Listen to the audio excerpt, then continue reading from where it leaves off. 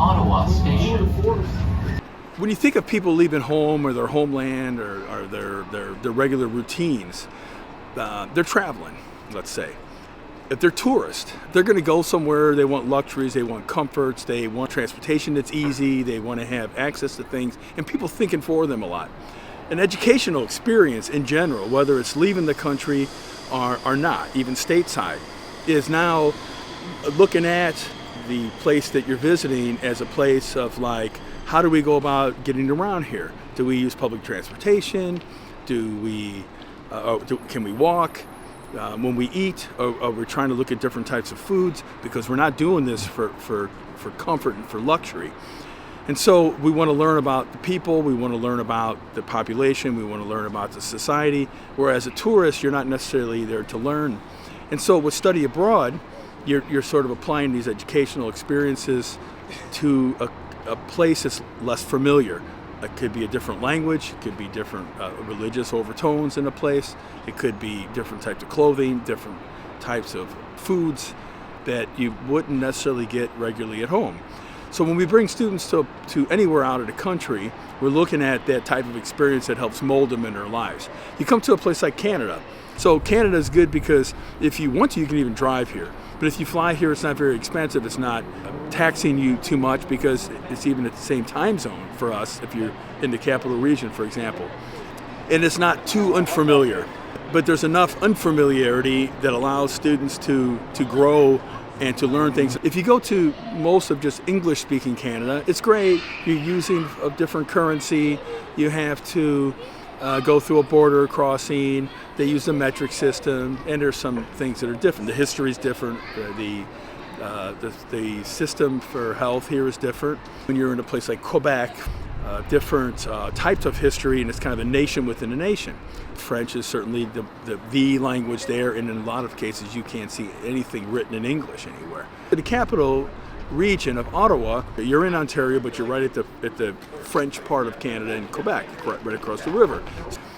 And when you're in Ottawa, it's sort of it's a bilingual region, so it's a mix.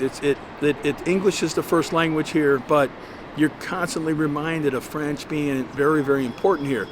We thought it was probably more practical to bring students and faculty to a place where you've kind of got that safety net of English as the main language here, but there's definitely a very, very strong presence and use of French. We're at the University of Ottawa, where we are now.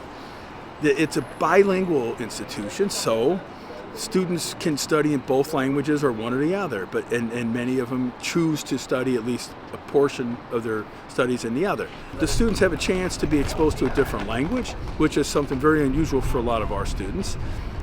You're in a capital city, so you're looking at Canada from a point of view of like, this is our showcase to the world. And there's a lot of people from all over the world that come here. So there's different forms of transportation here. In our case, we took not only the train around here, which is just a simple light train rail system here, but then from there we branched off and taken a bus to get somewhere. And we had to walk a lot. And then, of course, somebody trying to get an Uber. We had a bicycle day where we had bikes for 4 hours, and we got to go around parts of the city. We tried to say, obviously, in the paths that are designated, but also there's some beautiful areas along the canal. Often we want to program these experiences to the point where you're going from one thing to the next, to the next, to the next. Students have to have time on their own to walk around on their own and let them ask questions of people and observe things and share things and have a laugh and have a story. That is more powerful, and so there's been no formal settings for instruction. We don't want to be sitting in classrooms. We want to be outside.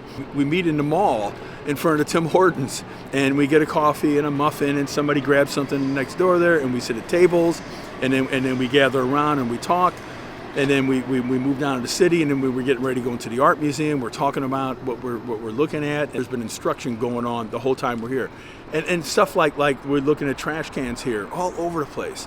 The recycling, when they look at buses that are more hybrid and electric posts where you have your cars, and they just observe that. They walk by, they see scooters that are all over the city here that people wouldn't find like in Bluefield. So there's observations of things, listening to people speaking another language, seeing signs written bilingually here in Ottawa in French.